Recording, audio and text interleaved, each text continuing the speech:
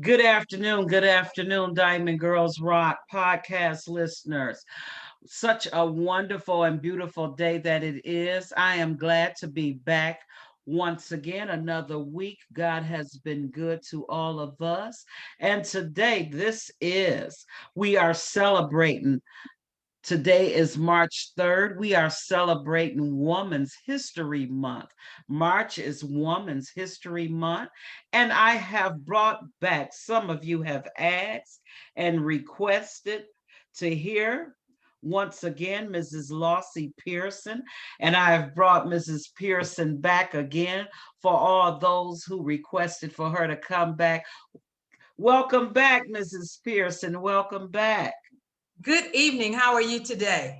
I'm great. How are you this evening? I am well. I'm blessed. I'm just glad to be here and glad to be requested. Yes, we had received phone calls and text messages asking, would we have you back as a guest? Everyone had loved your first podcast. And so I said, yes, she can come back. Of course. We want to please our listeners and we want to thank our listeners once again for contacting me and asking me to invite you back. This week, we're going to discuss education in the urban community. Education in the urban community. We know that there are a lot of different facets of things going on in the urban community, in our community. Our education system sometimes seem to be broken, or there seems to be barriers in the way for our in the urban community for them to not get the best of education. And today, this evening, we're going to discuss that for all you listeners out there. If you have any questions, any concerns, remember you can contact me at 313-587-3588, or you can shoot an email, Diamond Girls Rock, the number one at gmail.com. Diamond Girls Rock, the number one at gmail.com. Mrs. Pearson, we're going to open up this evening with just a few questions. You can once again introduce yourself, tell our listeners who you are, your background of counseling and being a therapist. Let the audience know who you are once again. Good evening again. My name is Lossie Pearson, and I am a retired educator. I retired from Detroit Public Schools as a school counselor. I started out as a teacher, winded up being a counselor, and I retired from there. I am currently a mental health counselor. I have a small contractual business that I do on my own, renewed counseling and professional development. And in this agency, I take contracts from larger agencies, and I still working with children, still having an opportunity to feed into their lives and help their parents along the way. So I am just enjoying partial retirement and working with the children, which I shouldn't say partial retirement because I will probably always have a hand in doing something with our young people. Wonderful. May I ask you, Mrs. Pearson, how do you feel about education, being in it so long in our community? Do you feel it's different versus upper echelon community? Do you think it's different? Well, I've mainly worked in the urban setting. And I would say, yes, it is different.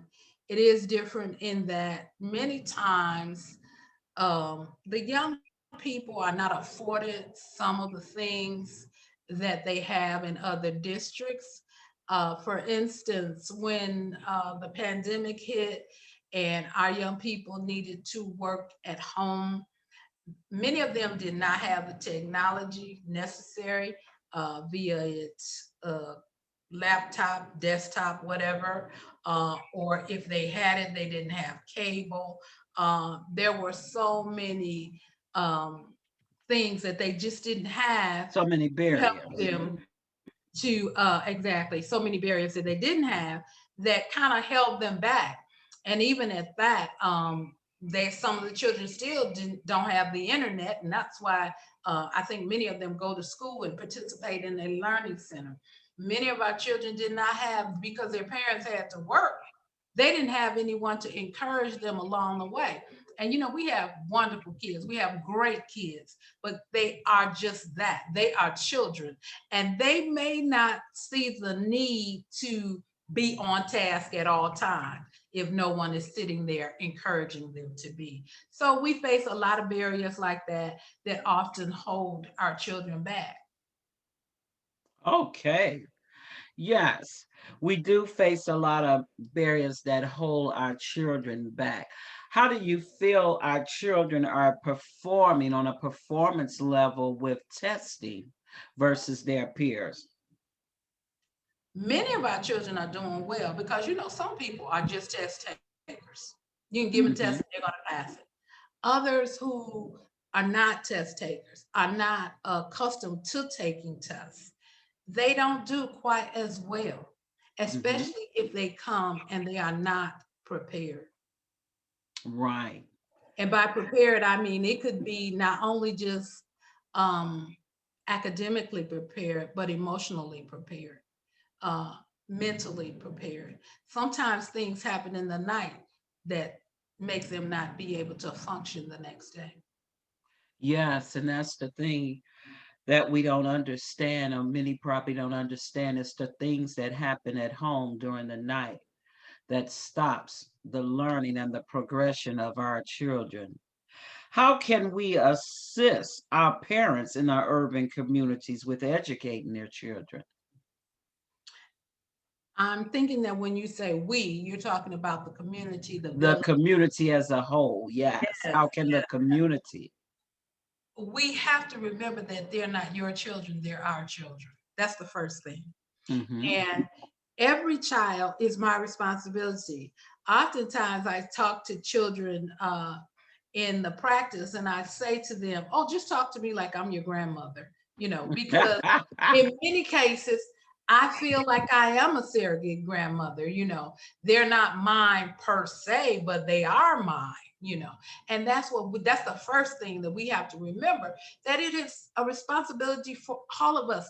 These are all our children. And if you see them as your children, you will see the responsibility for helping them to succeed. So that's the first thing. And you say, how can we help them succeed? I have to tell you that my mom did not have a high school education, but it was her goal for her children to have at least a high school education and to attain as much education beyond that as they wanted. So, because there were a lot of things that my mother could not teach me because education had changed from what it was when she was coming along, she found people who could help me. There were people right there in my neighborhood, and she probably would not have known that they could help me if she didn't ask. Across the street was a school counselor. Downstairs from the school counselor was a teacher. Whenever I had math problems, my cousin lived down the street. He was a journeyman at Ford. There were all kinds of resources within the community, and I just can't believe that those resources aren't still there in the community. But we have to ask for help. We have to say, can you help me do this? And sometimes it's an exchange of favors. Look, I'll bake you a loaf of bread if you'll tutor my child in math or whatever it is. And that's how we help each other, not just the children, but we help each other, because in the long run, we all benefit from it. So it's not like I'm just helping your child, I'm helping us. That is so true. Yes. You are not just helping, we are helping our community as a whole. And I know sometimes people get kind of antsy, they don't want to ask for help, or sometimes people don't want to get involved because they feel as though the person may be offended if they extend a hand. But we have to find a way to break barrier and extend our hands in helping one another. How can us as a community, how can we motivate the child and their educational needs? Um, I do believe in the reward system. I do. And when I say reward, I'm not necessarily talking about a game or a pair of shoes. There are other ways to reward a person: high five, hugs, um, just spending time reading a story to the child. Uh, those are rewards as well, especially when we are in a time when we're starved for that. So I believe that we can motivate our children by rewards. I think that the program Take Your Child to Work, I think that's one of the greatest programs in the world, for them to see you at work, for them to associate themselves with you as being someone who works. Um, I think sharing our talents with children is a great way. I think about people, older people in my life who shared things with me, and that was a reward, because when they shared their skills, their talents, the things such as sewing and crocheting, things that people don't talk about anymore. I know how to do that because someone sat down, spent time with me. They didn't have to, but that was a reward because I know everybody didn't have that. Okay. Now, going back, because I'm teaching, I'm in education. The parents today, what would you say that work at nursing homes or little small car factories that's not allowed to take their children to work? Um, every parent's not a Fort job doesn't allow that. Don't take your children to work day because of their job function. Those parents in the urban community that need a different type of reward system. What would you recommend for them? I'm glad you asked. Take your parents to work, take your child to work doesn't mean your child, your biological child, but your child. I took my niece to work with me. I took my granddaughter to work with me. You don't have to be the child's child. And I'm telling you, both of them enjoyed it so much they want to come back when it wasn't that day. But you Hmm. can do that. Spending time, anybody can spend time with you. When I talk about the crocheting, when I talk about the sewing, the, those were things that neighborhood people did with me. And I know that we can't stay stuck in the 50s and the 60s, but I learned to embroidery from the lady next door. And she developed her own little club, and she called us the Redbirds. And we had a white shirt, and we had to wear red skirts. And she took us in, and she did little things like that with us. And so I feel that that was a sharing that didn't have to happen, but she did it. So when you say, well, the parent can't do it, the parent can do something. They can do something. I don't know what it is, but they can do something. And I remind people all the time, a wise man once told me, he said, everybody got at least 7 talents. He said, we usually only wind up using 2 of them. So the parent can do something. Maybe the parent can braid hair. How many girls do you know that don't want to learn how to braid hair a little bit? They could teach them to braid hair. Maybe the parent can cut hair. you know so there are all kinds of ways that the parents can share, can reward the child. Okay, okay. How can we identify the parents' educational experience? Because sometimes parents don't have the education themselves, so they don't push the child to do homework or to go further than high school or to dream about entrepreneurship, to dream big because of their own problems. How can we encourage and find out about the parents, identify the parents' educational experience? And that's a very good question. And one thing that I found out when I was in education, that some of my parents who did not want to come to school to see about their own child was because they had had a bad experience in school. So they did not have a good feeling. they did not have good energy when it came to being at school. And so sometimes we just have to talk to people. We have to have conversation with them to find out where they are. As an educator, at one point in my career, I was on the phone every evening.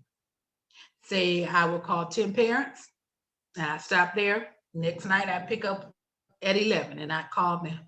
And I talk to my parents, not always because their child was bad, but because I just wanted to talk to them. I had one parent, when I called her house, she said, "Hey, Miss Pearson." She knew exactly who I was, you know. So we can talk to parents, get the parents to be comfortable with us. And some things we won't have to ask them about their educational experience. They will share it with us. They will say, "Well, Miss Pearson, I didn't do well in school." Or, I've had dads to tell me, I was a goof off when I was in school and I wouldn't go and I did this, whatever, whatever. And that will allow us to know what their educational experience is. I have parents who have told me that they could not read. And Hmm. when they say, "Well, I can't read," so I couldn't help them with their homework. And then I say, "Was there anybody in your house can read?"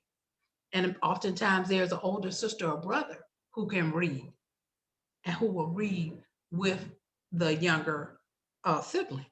So sometimes we just have to ask. You will know from talking to the parent how comfortable the parent is going to feel with you actually asking them, or how much they're going to volunteer. I've had people to tell me things I did not want to know because they were just that Hmm. comfortable. Right.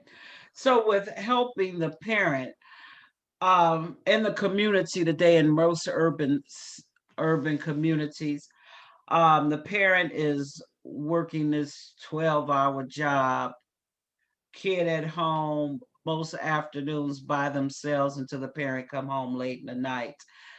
The parents said they don't know how to do the homework. They don't have an understanding of it. This is new math. I hear that a lot. This is new math. We didn't do math this kind of way when I was going. So, what would you say to those parents that may be listening? Oh, I've got something for them. I go to Google University, do you? Because we all have a smartphone. And just about anything you want to know, you can Google it. And if you can't Google it, you can YouTube it. So they have some excellent math explanations on YouTube that you can look at. And if it doesn't help you completely, it'll get you started. And I'll see you tomorrow when you get back.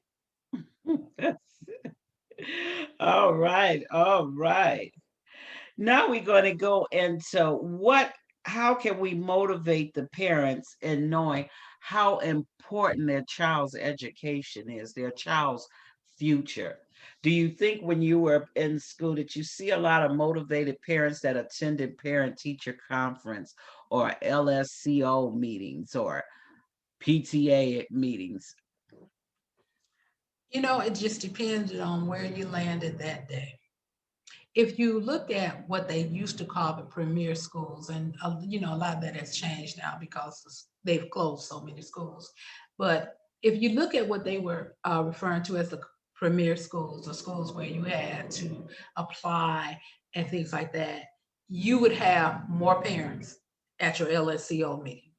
Mm-hmm. At the schools where anyone could go without an effort, you did not have as many parents. Mm-hmm. And, I can remember one time them paying parents stipends to attend various meetings. And even at paying a parent a stipend, it didn't make that much of a difference. So, you know, sometimes it's just, you just have to come up with something and see if that works for that particular group, because everything doesn't work for everyone. Parents like to see their children perform. So whenever you have a performance, you have a lot of children. Mm-hmm. If their child is involved, you have a lot of children. That becomes a standing room only event. Right, but outside of the performances, we need the parents to be there and to help the teacher, to motivate the student, to set goals for the student. The teacher, the student can have, can be higher, go higher. in life. So what can is it something we could motivate for the LSCOs or the student? Look, mom, come to parent teacher conference.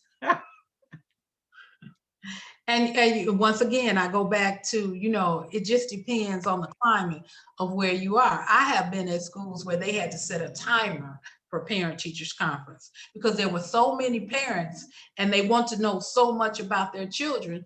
We couldn't let them stay the whole time, because if they stayed the whole time, we would not be able to see all of the parents that are present. So, you just have to go in with almost a thermometer and measure your climate. What draws your parents? What are your parents interested in? And it's really difficult at times to do that. I can remember having the gleaners come to my building and having food, free food there, and the food not being taken away because the Mhm. parents would not even come for free food. So, you really have to go in and measure your climate. And I know this is not something that people really want to do, but sometimes you need to be out there when they come to pick up their children. Introduce yourself then. See if you Mhm. can encourage them at that point to come to a meeting or to participate in something. Can you go on your field trip with your child? Mhm. Counseling. What unique way can we provide counseling in the schools for the student and the parent? Do you think there's a unique way? That's like a twofold question. And how could it help? Well, we do provide counseling for students. The counseling for the students is automatic. That's a given. But I think about when I worked at the code offender school, and whether people know it or not, some of the events and activities that we have for the students and the parent came to participate in, that was counseling for the student and the child and the parent. So sometimes you can do activities that don't appear to be what they are. They're Hmm. kind of disguised or whatever. I can remember having teas, and when we had the tea, then we had a speaker, and the speaker was always someone who was speaking to motivate uh, the parent. We did the same thing with the young men. We had a man-to-man luncheon, and the speaker was always someone there to motivate not only the child, but to motivate the parent. We need to see counseling not like we used to see it, but as it is. And, sometimes there's a thin line between counseling and coaching. Hmm. Sometimes, you know, we have to operate right on the line. And that's how we get our parents in there, you know. Okay. So do you think the counseling could help? Does it help the parent? Wow, that's a loaded question, Miss Pearson. I think counseling helps everybody. Would I say anything differently? But yes, counseling does help the parent, and counseling does help the student. Uh, Before I said that we have to not see counseling as negative. I often think every time someone talks about counseling, I often think of one young client that I had, and I had been working with her family, and she had been on vacation. And when she came back, her mom introduced her, said, this is Mrs. Pearson, and she's a counselor, and she's going to be working with us, and da da da da da. The little girl said, wait a minute, I am not crazy, So See, that's the thing. In the urban community, we think you got to be crazy. we have to make sure that we understand counseling is really not for crazy people. It's Right.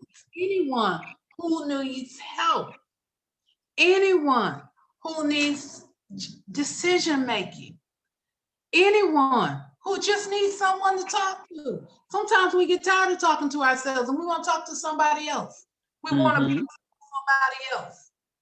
And so we have to take away all this negativeness that has been attached to counseling. because counseling is not negative. It's a good thing. Mm-hmm. And as a counselor, I find it a blessing to be able to pour into someone else's life. I'm not perfect, and I'm not trying to make them look imperfect. So, yes, counseling can benefit the child, the parent, the family, and we should not let ourselves get into a position where we are forced to do counseling. And many times that's what happens. We are forced.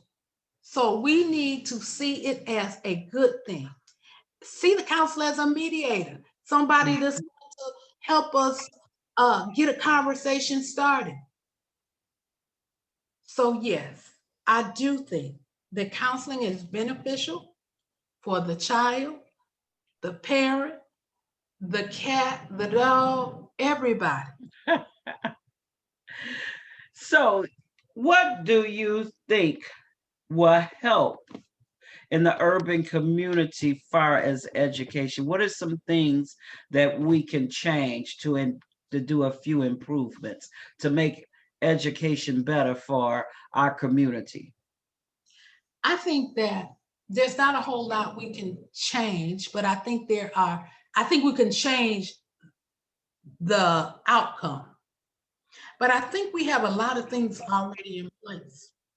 I think we have a lot of resources that we fail to utilize. Our voice being the first one.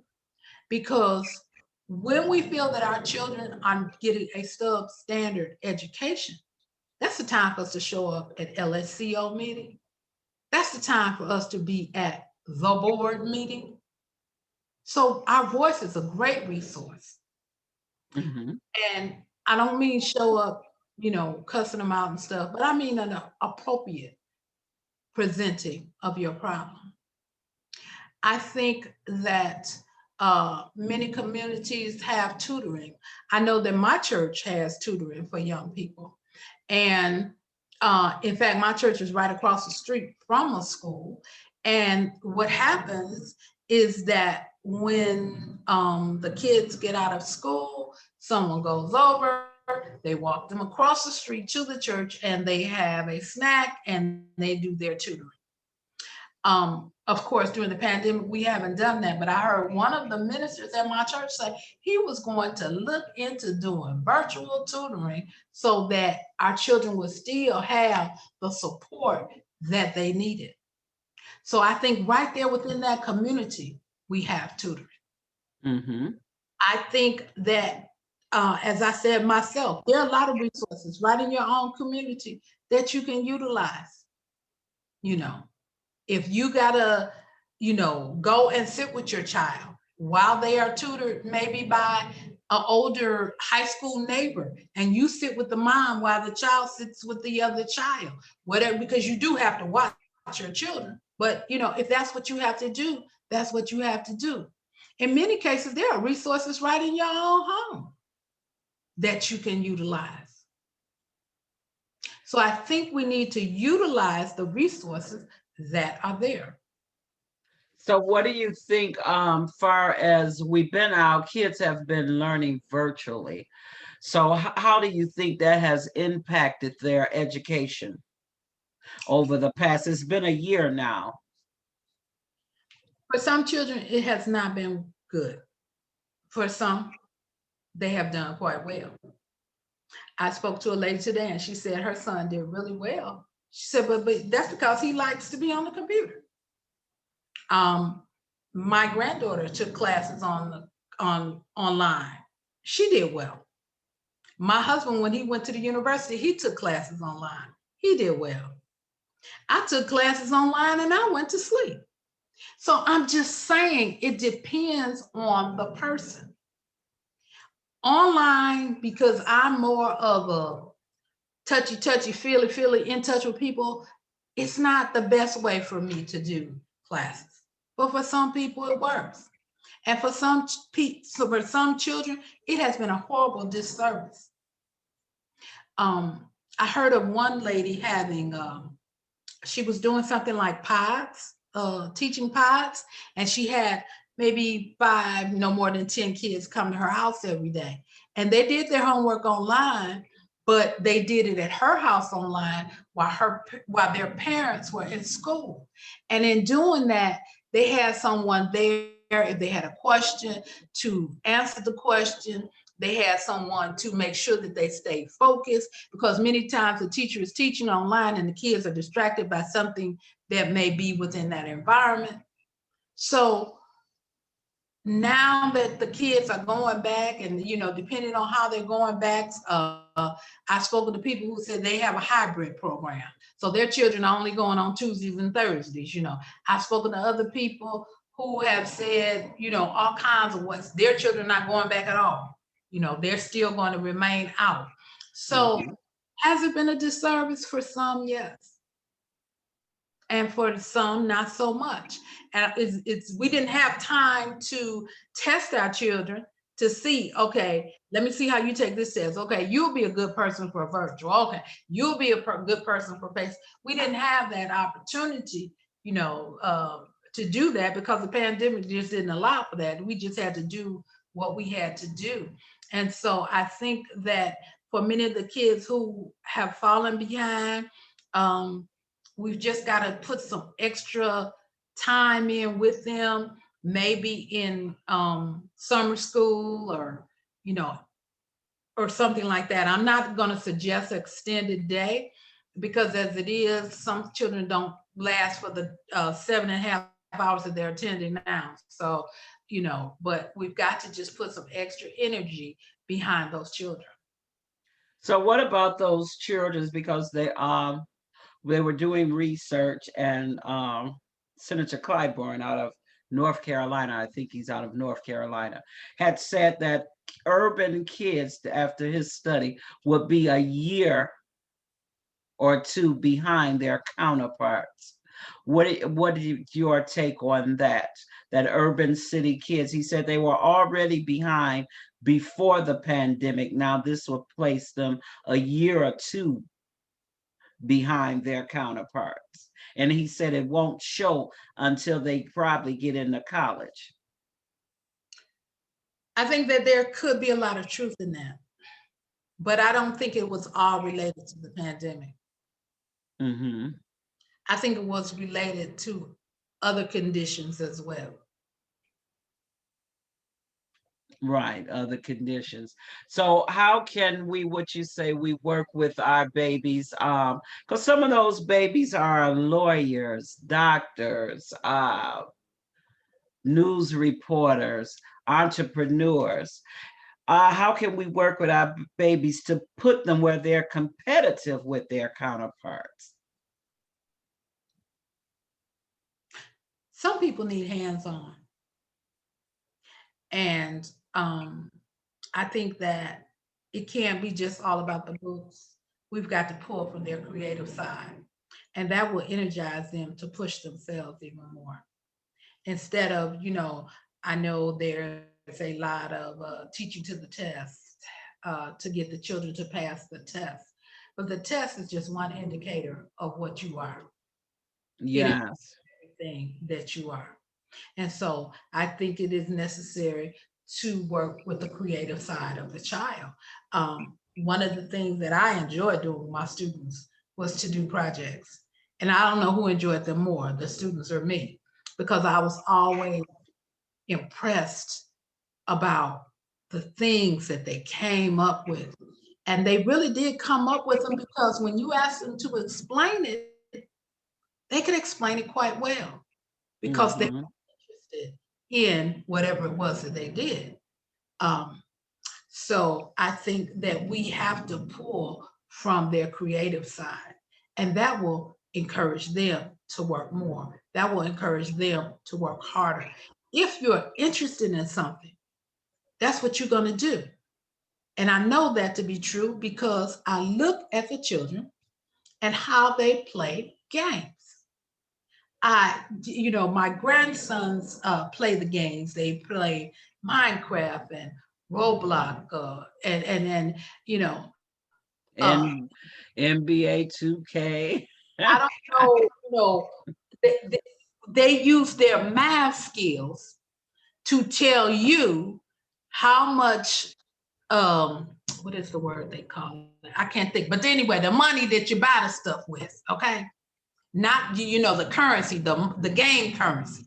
They use Mm-hmm. they use their math skills to tell you that.